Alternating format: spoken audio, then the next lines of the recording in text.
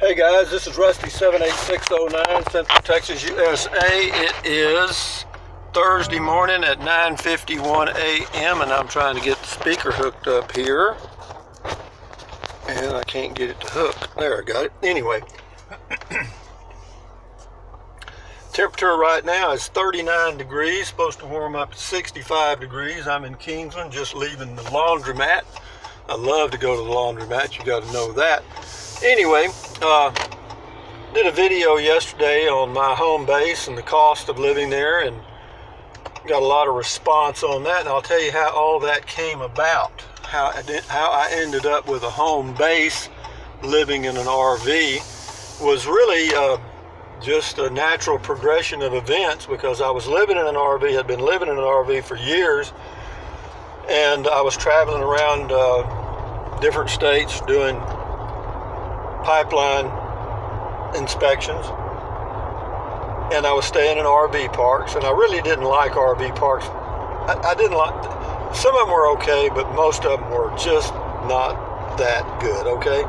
And so I was getting close to that age where you start planning your retirement. I was about 58 to 60 in that range, and I started looking at what I was going to receive in Social Security at age 62, because I planned on taking it early or as soon as I could.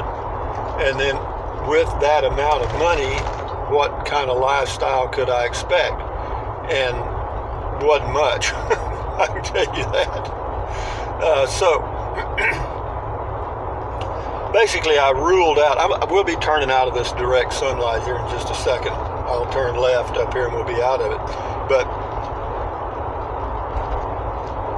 and looking at the numbers, I could see that renting an apartment for $500 to $800 a month, or buying a home and all that stuff, was pretty much, well, it could be done, but then I would have to continue working, right on through to age 65 or maybe even farther, and I didn't want to do that. I'd had my fun working part-time doing the pipeline stuff, because I just pretty much worked whenever I wanted to, and I'd work, I don't know, I might work 6 or 8 months a year, but I was able to save quite a bit of money even at that. And so I started looking for a place to have me a home base, and I started looking here in this area because I was familiar with it and I liked it.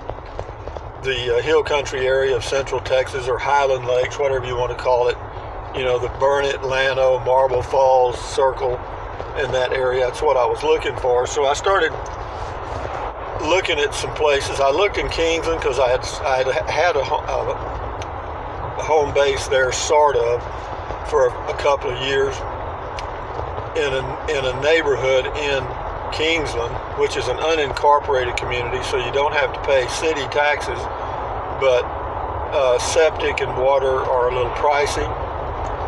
And so I wasn't really all that excited about going back and living in the community of Kingsland, so I started systematically looking out in outlying areas. And again, I had lived up here off and on for about 20 years at that time, and so I was familiar with the area enough to know places that I might be able to squeeze in an RV and get by with it. One of the things you can do is look for property owners associations that are, quote, inactive, and there's a lot of those. They start off big, and then over the years they just can't keep up with what's going on in their area. So, but anyway, I found one where I am now, and I didn't see any lots for sale, but I did see some vacant property paralleling a ranch that I found very attractive, and I went to the appraisal district in Burnett, Texas, and found out who owned several of the lots where I eventually bought, and I just started calling them on the phone, because what I wanted to get, the lots were only 50 feet wide, so I wanted to get at least 3 or 4 lots together so that I'd have 200 feet of front and then 100 feet depth, which gave me a pretty good private spot for a home base. And as far as the utilities, they were available. They were just a little pricey to get. So with that in mind, I found the names of two people that owned some property there. I called them both. They were both willing to sell. And the price of that property at that time varied anywhere from $1,200 a lot to about $3,000 a lot. And I was hoping to get some $1,200 lots. I did get one lot for $1,200, and then the two adjacent lots were about $3,000 a piece, I think. So I just had to come up with $7,200, which I had the cash, which I just cashed that out. So that set me up right there. So at that point, I was living in an RV park in Buchanan Dam, about 12 miles away, and I thought, well, I'll go ahead and live here at the RV park till I get it cleared and get the water and stuff available. And then it occurred to me, hell, I didn't need to do that. So when my month was up at the RV park, I just pulled out and drove over to the lots and backed in. I backed the RV over brush and stuff to a spot I had cleared, which wasn't much, but it was big enough for the RV. And I just backed it in there. I had no utilities, and I lived on the property with a Honda generator and hauled water for almost 2 years. I mean, I did get electricity first. That was after about a year, and then the water came about a year later. So in 2 years, I went from nothing to basically almost a full hookup. There was an old septic system there that was grandfathered, and that's what I was told, and I relied on that. And that's what I'm using now, because the septic system even then would have cost you about $4,000 or $5,000, and I didn't really want to spend that money. So, over a period of 2 years, I ended up with a full hookup RV site. But I still had to clear out trees and brush and stuff, and so I did it on my own. I just, how do you eat an elephant one bite at a time? Well, I realized I had a big project ahead of me. I was 60 years old when I started, and I was looking forward to drawing Social Security at age 62, and I had enough money to make the gap with some money I was picking up working part-time. And so everything was working out on the finance end pretty well.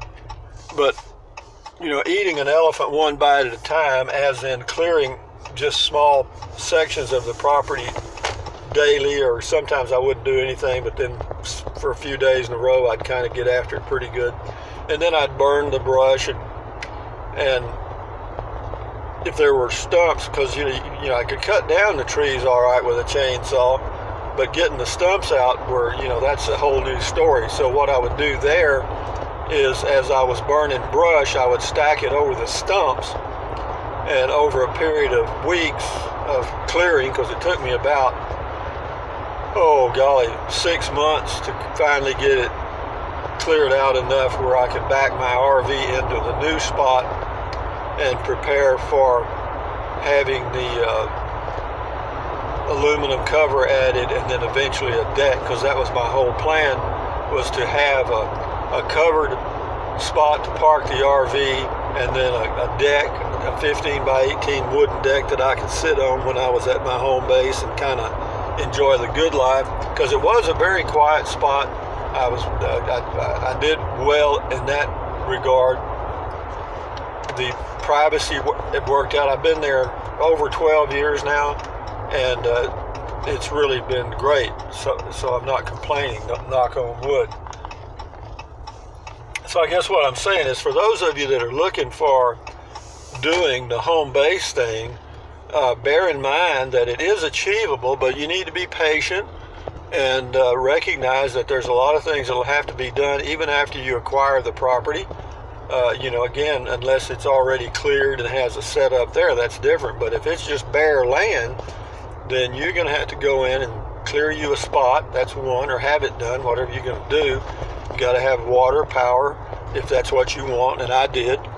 And I enjoy that. I enjoy having a full hookup, because the first 2 years, it was, for the first year particularly, I didn't have anything. I was hauling water and using a generator in Texas, you hear me? But of course, this all started in the latter part of the year, so I was, the first about 6-8 months weren't too bad. I did go through one summer using the generator to run the air conditioner, and that wasn't too bad, actually. I found out it was very possible because at night, after about 10 o'clock, most nights it was fairly comfortable. I had no problem with that. But from about noon, from noon till then, it could be a little comfortable. So there were days that I had to run the generator quite a bit, and I did. I didn't care.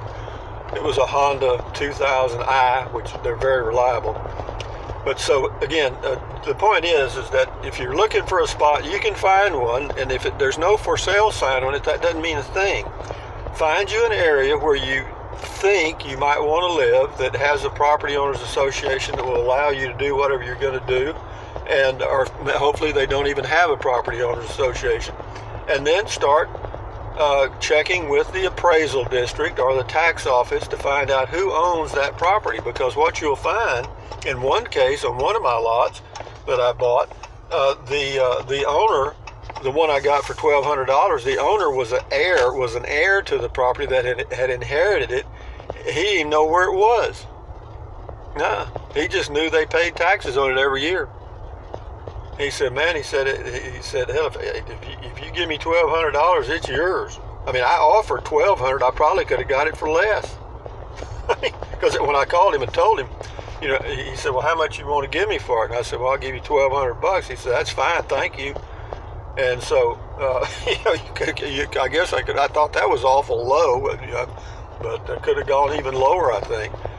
But be that as it may, so when you're looking for a home base, just bear in mind that if there's don't worry about you can use, Trulia and all these internet real estate outfits as a guide to the prices of the land. But as far as finding the actual piece of property, you're probably going to have to go there and drive around, find you some spots, get the location, go to the tax office and do a little work, because that's the best way to do it, in my opinion. So having said that, guys, good luck on finding a home base. Thumbs up, carpe diem, adios, bye-bye. Drink plenty of water, or buy anything you want, but use the link to Amazon products, because I get a commission and it costs you nothing. Drink plenty of water, take deep breaths, stretch, walk, etc. Enjoy your day. Adios, amigos. Bye-bye.